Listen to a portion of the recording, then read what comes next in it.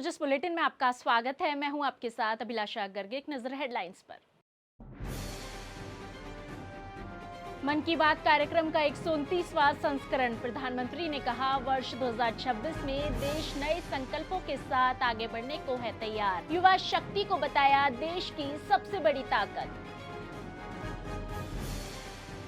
मुख्यमंत्री ने सुना प्रधानमंत्री का लोकप्रिय कार्यक्रम। कहा, मन की बात देश की उपलब्धियों पर गर्व करने का अवसर। वर्ष 2025 में राजस्थान सहित संपूर्ण देश ने विभिन्न क्षेत्रों में स्थापित किए हैं सफलता के नए आयाम।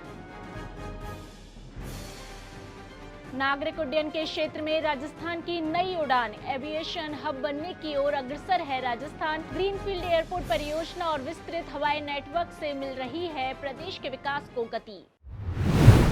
प्रधानमंत्री श्री नरेंद्र मोदी ने आज मन की बात कार्यक्रम की 129वीं कड़ी में देशवासियों को संबोधित किया। यह इस साल के लिए इस कार्यक्रम की अंतिम कड़ी थी। प्रधानमंत्री ने अपने संबोधन में वर्ष 2025 में देश को विभिन्न क्षेत्रों में मिली उपलब्धियों और सफलताओं का जिक्र करते हुए उम्मीद जताई कि वर्ष 2026 विकसित भारत के संकल्प की सिद्धि में महत्वपूर्ण पड़ाव साबित होगा। मुख्यमंत्री श्री भजनलाल शर्मा ने मुख्यमंत्री निवास पर आमजन के साथ मन की बात कार्यक्रम को सुना। प्रधानमंत्री ने अपने संबोधन में कहा कि देश ने वर्ष 2025 में अंतरिक्ष विज्ञान, तकनीक, खेल, पर्यावरण सहित विभिन्न क्षेत्रों में महत्वपूर्ण उपलब्धियां हासिल की। प्रधानमंत्री ने कहा कि हमारी युवा शक्ति के कारण पूरी दुनिया को भारत से बहुत आशाएं हैं। युवा अपनी मेहनत, लगन और रचनात्मक सुझावों से राष्ट्र के निर्माण में महत्वपूर्ण योगदान दे रहे हैं। मेरे प्यारे देशवासियों, आज दुनिया भारत को बहुत आशा के साथ देख रही है। भारत से उम्मीद की सबसे बड़ी वजह है हमारी युवा शक्ति। विज्ञान के क्षेत्र में हमारी उपलब्धियां, नए नए इनोवेशन, टेक्नोलॉजी का विस्तार, इनसे दुनिया भर के देश बहुत प्रभावित हैं। साथियों, भारत के युवाओं में हमेशा कुछ नया करने का जुनून है और वो उतने ही जागरूक भी हैं। मेरे युवा साथी कई बार मुझसे ये पूछते हैं कि नेशन बिल्डिंग में वो अपना योगदान और कैसे बढ़ाएं, वो कैसे अपने आइडिया शेयर कर सकते हैं। कई साथी पूछते हैं कि मेरे सामने वो अपने आइडियाज का प्रेजेंटेशन कैसे दे सकते हैं। हमारे युवा साथियों की इस जिज्ञासा का समाधान है विकसित भारत यंग लीडर्स डायलॉग। पिछले साल इसका पहला एडिशन हुआ था। अब कुछ दिन बाद उसका दूसरा एडिशन होने वाला है। अगले महीने की 12 तारीख को स्वामी विवेकानंद जी की जयंती के अवसर पर राष्ट्रीय युवा दिवस मनाया जाएगा। इसी दिन यंग लीडर्स डायलॉग का भी आयोजन होगा और मैं भी इसमें जरूर शामिल होऊंगा। इसमें हमारे युवा इनोवेशन, फिटनेस, स्टार्टअप और एग्रीकल्चर जैसे महत्वपूर्ण विषयों पर अपने आइडियाज शेयर करेंगे। मैं इस कार्यक्रम को लेकर बहुत ही उत्सुक हूं। साथियों, मुझे ये देखकर अच्छा लगा कि इस कार्यक्रम में हमारे युवाओं की भागीदारी बढ़ रही है। प्रधानमंत्री श्री नरेंद्र मोदी ने निमोनिया जैसी बीमारियों के खिलाफ एंटीबायोटिक दवाओं के बेअसर साबित होने पर चिंता व्यक्त करते हुए चिकित्सकीय परामर्श के बिना इनके इस्तेमाल से बचने की सलाह दी। साथ ही उन्होंने व्यायाम को दिनचर्या में अनिवार्य रूप से शामिल कर सेहतमंद रहने पर भी जोर दिया। मेरे प्यारे देशवासियों, मन की बात के जरिए हमें समाज की भलाई से जुड़े महत्वपूर्ण विषयों पर चर्चा करने का एक बहुत अच्छा अवसर मिलता है। आज मैं एक ऐसे मुद्दे पर बात करना चाहता हूं जो हम सभी के लिए चिंता का विषय बन गया है।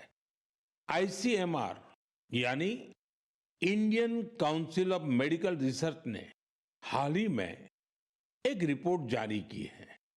इसमें बताया गया है कि निमोनिया और यूटीआई जैसी कई बीमारियों के खिलाफ एंटीबायोटिक दवाएं कमजोर साबित हो रही है। हम सभी के लिए यह बहुत ही चिंताजनक है।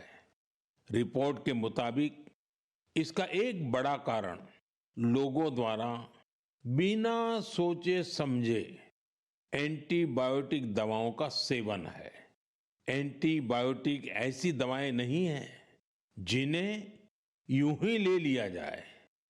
इनका इस्तेमाल डॉक्टर की सलाह से ही करना चाहिए।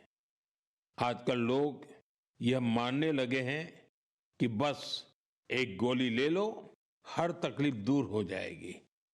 यही वजह है कि बीमारियां और संक्रमण इन एंटीबायोटिक दवाओं पर भारी पड़ रहे हैं। मैं आप सभी से आग्रह करता हूं कि कृपया अपनी मनमर्जी से दवाओं का इस्तेमाल करने से बचें। मुख्यमंत्री श्री भजनलाल शर्मा ने इस अवसर पर कहा कि प्रधानमंत्री श्री नरेंद्र मोदी के नेतृत्व में वर्ष 2025 में राजस्थान सहित संपूर्ण देश ने विभिन्न क्षेत्रों में सफलता के नए आयाम स्थापित किए हैं। उन्होंने कहा कि प्रधानमंत्री मन की बात कार्यक्रम के माध्यम से देश की प्रगति का सफर हमसे साझा करते हैं। यह कार्यक्रम देश की उपलब्धियों पर गर्व करने का अवसर है, जो हमें निरंतर आगे बढ़ने की प्रेरणा देता है। मुख्यमंत्री श्री भजनलाल शर्मा की मंशा के अनुरूप राज्य सरकार की जनकल्याणकारी योजनाओं के प्रभावी क्रियान्वयन को सुनिश्चित करने के लिए जयपुर जिले में जिला प्रशासन के द्वारा हर संभव प्रयास किए जा रहे हैं। जिला कलेक्टर डॉक्टर जितेंद्र कुमार सोनी के निर्देशों के अनुसार प्रशासनिक अधिकारियों ने फील्ड में उतरकर विभिन्न व्यवस्थाओं का निरीक्षण किया। उपखंड अधिकारियों, खंड विकास अधिकारियों और तहसीलदारों ने आयुष्मान आरोग्य मंदिर, प्राथमिक स्वास्थ्य केंद्रों का औचक निरीक्षण कर चिकित्सा सुविधाओं, दवाओं की उपलब्धता, साफ सफाई और मरीजों से फीडबैक लिया। साथ ही श्री अन्नपूर्णा रसोई में भोजन की गुणवत्ता, स्वच्छता और सुविधाओं की समीक्षा की। वहीं इसके अतिरिक्त विकसित भारत रोजगार और आजीविका के लिए गारंटी मिशन के अंतर्गत चल रहे कार्यों की प्रगति, गुणवत्ता और पारदर्शिता की जांच की गई। निरीक्षण के उपरांत सभी अधिकारियों ने अपनी रिपोर्ट जिला कलेक्टर को प्रस्तुत की, जिसके आधार पर आवश्यक सुधारात्मक और प्रशासनिक कार्रवाई की जाएगी। नागरिक उड्डयन के क्षेत्र में राजस्थान नई ऊंचाइयां छू रहा है। मुख्यमंत्री श्री भजनलाल शर्मा के नेतृत्व में राज्य भर में कनेक्टिविटी और अवसंरचना को सशक्त करने के लिए व्यापक पहले की जा रही है। कोटा ग्रीनफील्ड एयरपोर्ट परियोजना से लेकर जोधपुर, उदयपुर, बीकानेर और जयपुर जैसे शहरों के हवाई संपर्क के विस्तार तक राजस्थान अब बेहतर हवाई मार्गों से देश और दुनिया से जुड़ रहा है। उड़ान, अनंत आकाश, संभावनाएं अपार। उड्डयन केवल हवाई यात्रा नहीं, यह उत्प्रेरक है आर्थिक विकास का।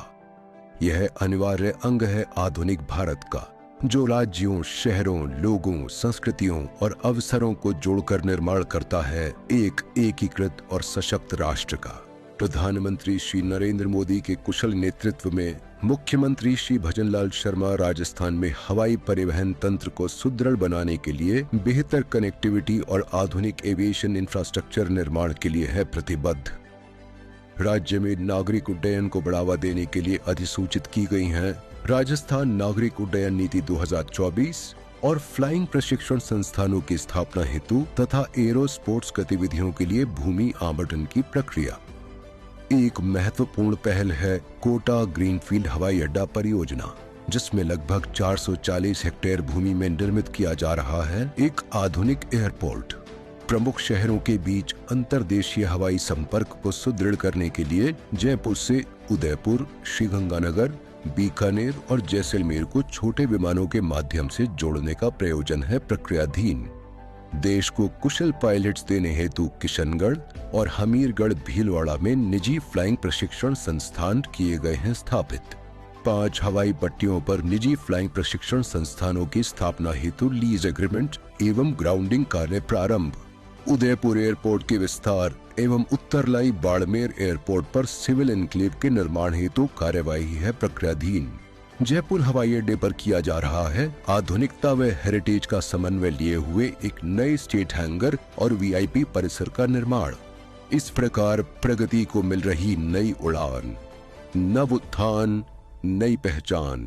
बढ़ता राजस्थान, हमारा राजस्थान।